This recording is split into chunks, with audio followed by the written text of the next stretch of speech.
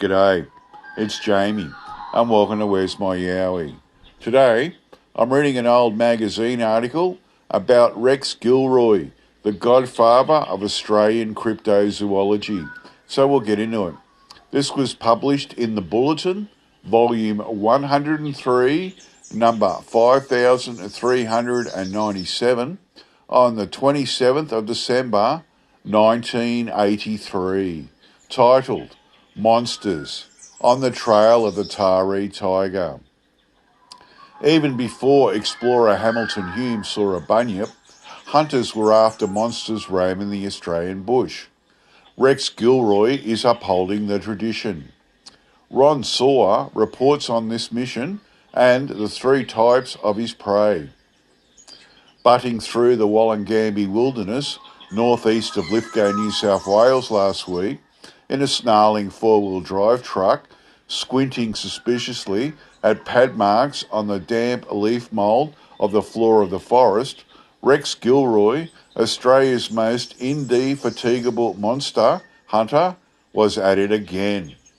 With a South Australian horticulturist naturalist named Chris Smith, himself a seasoned monster fancier, Gilroy was hunting the Thylacine, Tasmanian wolf or Tasmanian Tirana, Tantanula, Tari tiger. Call it what you will.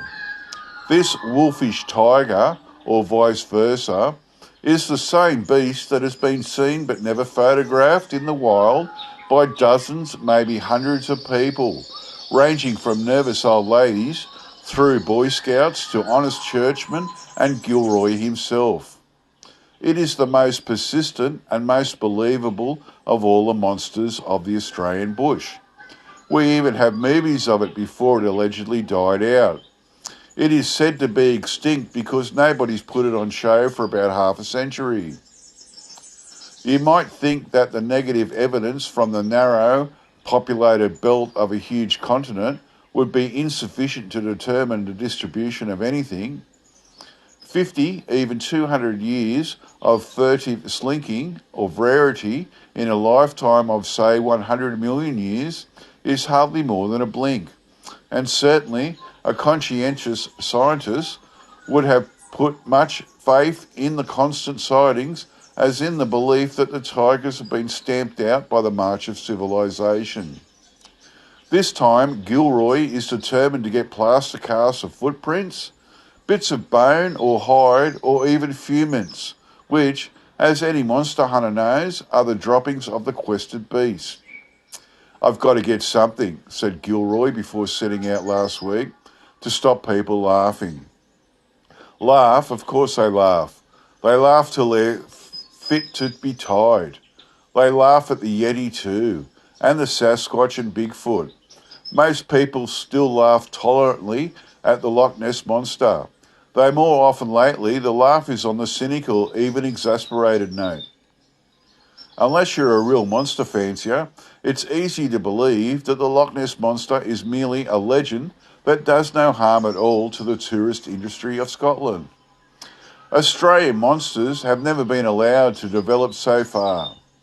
You can have the Hound of the Baskervilles yowling and howling in the canebrake. You can have ghosts in ruined castles, and you're no more than an honest Brit. You can wail like a werewolf or drool like Dracula, and people the world over will still believe that it could be true.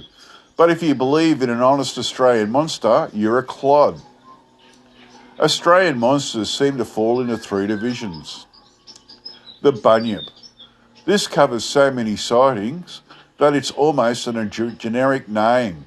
But if it ever turns out that there really was a bunyip, it probably will be a water creature. The first sighting was by Hamilton Hume, the explorer, in 1821 in Lake Bathurst, New South Wales. It was probably a hippopotamus, said Hume. A hippopotamus is not the sort of animal one confuses with another, and the Philosophical Society of the time took Hume seriously. It offered to reimburse him for any expenses involved in the capture, but nothing came of it. 2 years later, an E.S. Hall of Lake Bathurst said that he had seen and heard the bunyip. It made a noise like a porpoise, he said, and it had a head like a bulldog. By 1847, the Sydney newspapers were referring to the bunyip or kind prati. The closest anybody can come to interpretation of the latter is cow potato or potato cow. But up on the Hunter River, they were calling it the Yahoo, a name still used, and the Wowie, the forerunner of the Yowie. This Yahoo Wowie had more of a human shape, including frightful features, and its feet turned backwards. Aborigines on the Murrumbidgee told W.H. Howe, who explored with Hume, that they had seen beasts as big as bullocks in the billabongs. By 1853, there were beasts at Mount Gambier and Crystal Brook, South Australia. In 1863, unknown aquatic animals showed up in Great Lake, Tasmania, and in 1873, Dalby in Queensland had a monster with a head like a seal. Explorers and researchers from all over Australia, including Gilroy, have reported Aboriginal paintings of the bunyip, but no two paintings are alike. So, back to the Yowie. In one of the Australian Aboriginal dialects, Yowie means great hairy man. And indeed, many reports say that the Yowie is a sort of gentle, ape-like creature. The Yahoo, which often bobs up in rural Victoria, may owe its name to Jonathan Swift, who wrote Gulliver's Travels a century before. But it is also being called the monster of Ozenkadnook, Wonthaggi, Wyandra, Minto and Lismore. All of these seem to have been hairy or furry creatures. The Minto monster brayed like a donkey, and the Ozenkadnook monster moaned and coughed. But in a moment of panic, only Pendant would be likely to pick between a moan and a bray. The tigers are of Tasmanian or Thylacine stripe. Gilroy says that they are marsupial, not feline, and there also seems to be evidence that they are canine. The Ozenkadnook monster could fit into this category too, because as well as moaning and coughing, it has whine like a dog and scream like a loon. A loon is a northern hemisphere water bird, not unlike a mallard in appearance, and its cry is said to be either guttural or long or plaintive. There are tigers, as already noted, from Tasmania, Tirana, Tantanoola and Taree. And one can't help feeling that if the beast is ever described as a lion or a leopard, there will be sightings in Launceston, Latrobe, Lancelin, Limerick and La Perouse. But I digress. The Taree tiger roars, tears open cages with its bare teeth and devours sheep or pets, if no sheep are about. Marmaduke, the moonlight monster of Mulgoa, was mostly feline. He had a head like a panther, a tail like a lion, and a cry like a tomcat. And one of the most famous monsters of all, the Emmaville panther from Emmaville, Glen Innes and Armidale, New South Wales, was like a big cat, and its cries, howls or shrieks were said to be blood-curdling. But one man's blood-curdler, like the scream of a leopard or a panther, might be no more than a call of another man's copacetic tomcat. Water monsters are not quite bunyips, but reports are so persistent that they can't be ignored. Australia has had the strange creature of the Narrabeen Lakes, the Hawkesbury River monster, and the Lismore monster. The Narrabeen beast ate swans, and why wouldn't it? There are probably more black swans there than in the rest of Australia. The Lismore monster ate swans too. It was said to be furry, with a dog's head and small ears. A dog? No, it was decided it was an eel. Some eel, about 1 metre long with a girth like an old oil drum, and a taste for feathers. The Hawkesbury River monster, said Gilroy, was an evolved plesiosaurus. Officially, it has been extinct for 65 million years, but it has been seen in the west of Tasmania, in New Zealand, and in various cave paintings. In 230 sightings, dating from 1830, it is described as not only the Hawkesbury River monster, but also the Wally Pug, the Murlywonk, and in the east, Sepik River near New Guinea, the CE. Now, the man who stands up and announces in public that he believes in these creatures and he's going out to hunt them stands a pretty good chance of becoming what the British call an Aunt Sally. He will be abused and ridiculed.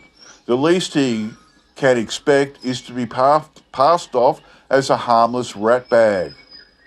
Gilroy, who has been collecting rarities since he was a little boy of 7, gets into the rat bag class.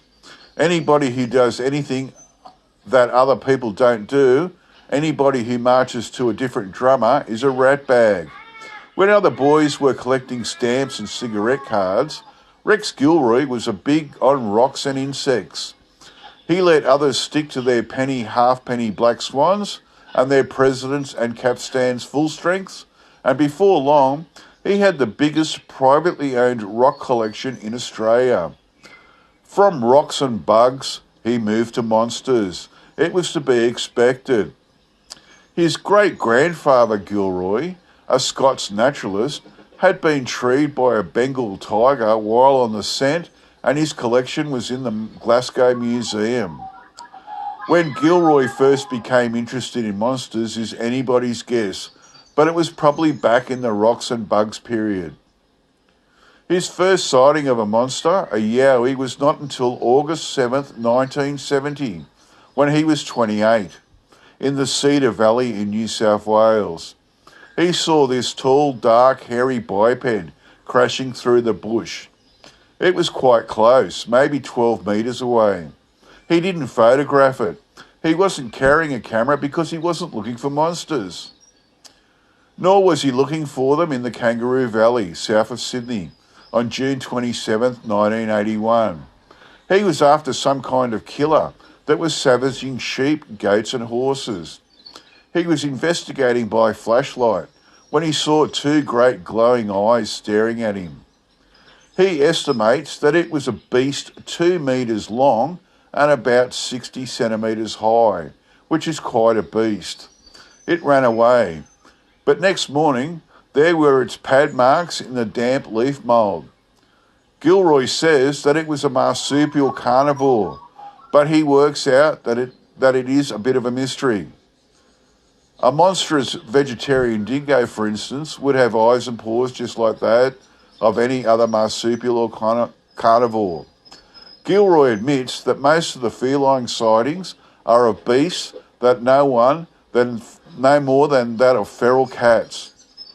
But he says any number of beasts classified as prehistoric and extinct are roaming around the continent as they've roamed other parts of the world. Take, for instance, the coelacanth. It had been extinct for 70 million years until one turned up at the South African port of East London in 1938. Even then, there were those that doubted until another was found, again in South Africa in 1953. Then people began announcing in familiar terms that the fish was related to the Australian and South American lungfish. So why hasn't one of these beasts been caught and killed? Gilroy's argument: you don't have to kill a creature to prove it exists. All I ask is keep an open mind. The end. I really like that. I love that last line.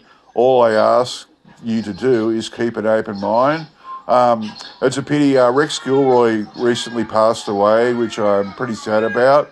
He was Australia's first cryptozoologist. He's wrote several books on cryptozoology and Yowies and stuff like that, and it's all really interesting. And if you're really interested in Rex Gilroy and want to know more, Google him, but also on YouTube, there's a heap of Rex Gilroy interviews and they're really, really interesting. Okay, That's it from me. I'll get back to you all next time. Bye.